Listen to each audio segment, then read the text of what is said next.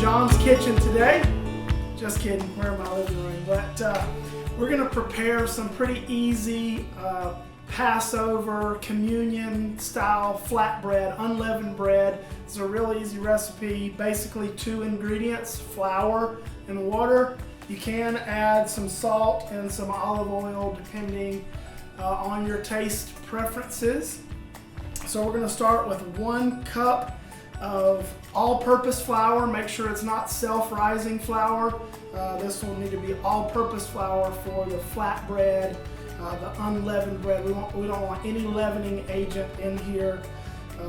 So we're going to put this 1 cup of flour into our bowl, and we're going to start a timer for about 15 minutes. So that gives us a time to mix everything together, roll everything out. Also, you want to preheat your oven to 475 degrees. And during that time while it's preheating, you want to go ahead and put your baking pan in that oven so it can be preheating and getting warm while this whole process is taking place. So now that we've got the 1 cup of flour in here, we've got our oven preheating, we've got our pan preheating in there with it, we're going to take 1/3 cup of water and we're going to add it about a tablespoon at a time, mixing this water and flour together. Just nice and easy. So now that we've got it kind of incorporated, we're going to start using our hands. As always, when preparing food, you need to make sure that you wash your hands and your utensils properly before getting started. So now we're going to use our hands to incorporate this all together even better into a nice rough dough ball here. So now we've kind of got our dough rolled into kind of a rough ball here, just rolling around and picking up any last little bits that may be straggling together here in the bowl. Roll it into a nice bowl here. We'll take it out of the nice ball. We'll take it out of the bowl, get it together. You may find that you need a little more flour or a little less, a little more water, a little less, depending on how everything mixes up together for you. So feel free to add, a little bit more water or use a little more flour. If your ball is really doughy, really sticky, then you may just need to add just a little bit more flour to it to keep it from being too sticky. Also, if you have a little bit of flour on your hands, it helps to be able to work the dough without it sticking too much as well. Now we're going to break this ball into some smaller pieces. So we start by splitting it in half. Now we have kind of 2 dough balls. And then what we'll do is we'll go ahead and split that in half again. And again, this really depends on how you want the shape of your end unleavened bread to be, how big you want each piece to be. So obviously the more pieces you break it into and the thinner that you roll it, the smaller that finished product will be. So what we're going to do is we're going to ultimately break these down, like I said, to about 8 balls. So we'll just keep halving them until we have our 8 little dough balls here. Anyway, once you get them broken down into the little kind of 8 little separated balls, then you'll take them individually and you'll roll them out flat. So this is where we'll use our rolling pin and our kind of dusted surface.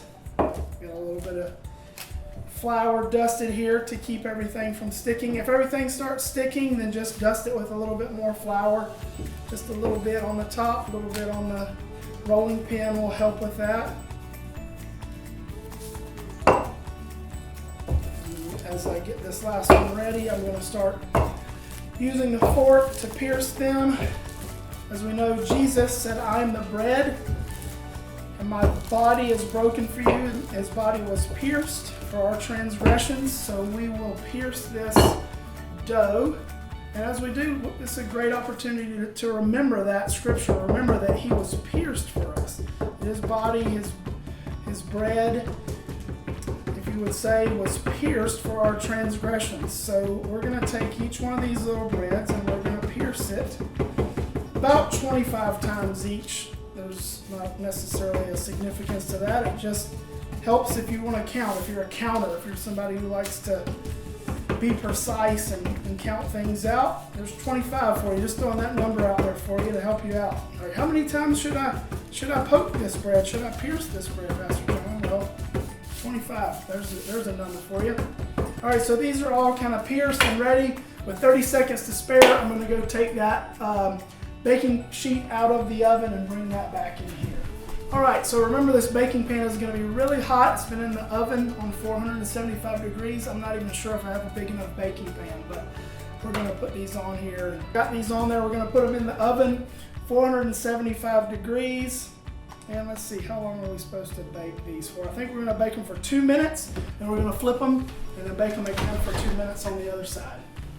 Okay, now I've just pulled them out of the oven after my 2 minutes. And we're going to take them and use these tongs, and we're going to flip them over. Take them there, flip them all over.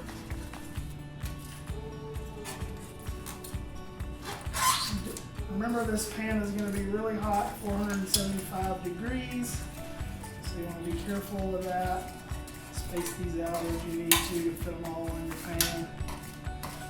So then they're going to go back in for another 2 minutes on this side. So here we go, taking them back to the oven. All right, so we've pulled them out of the oven. They've been 2 minutes-ish on each side, kind of judged by their golden brown appearance. If you want them in there longer or less time, the last thing to do, if you want, you can anoint them with oil. This is extra virgin olive oil. Have a little brush. This just kind of adds a little extra to them. I like to put a little bit on the brush. Remember, your pan will probably still be pretty hot, so just be careful with that as you're anointing these breads with oil.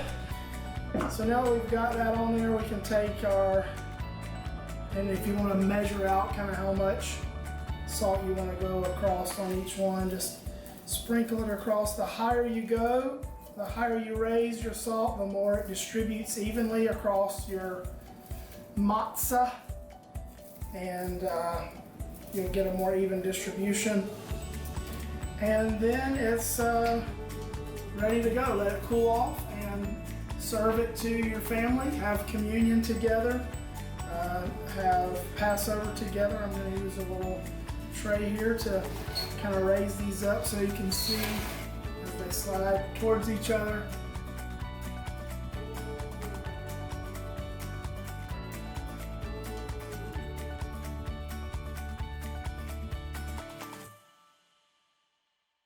Hope you enjoyed this video on how to make homemade, easy flatbread, unleavened bread, matzah, whatever you want to call it.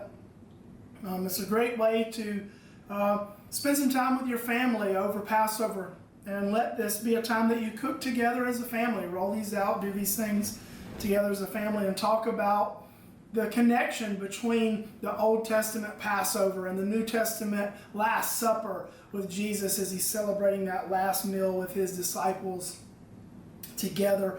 We know this Sunday is Palm Sunday, and kind of moving in that direction to where Jesus is coming into Jerusalem and getting ready, making preparations for the Passover with his disciples. And so hope you enjoyed this. Maybe you're doing a keto diet. I'll put a link below for a more keto friendly flatbread, unleavened bread recipe that you could use as well. And I'll link the recipe here from All Recipes in the description section below this video. Hope you enjoyed it. Have a great Passover.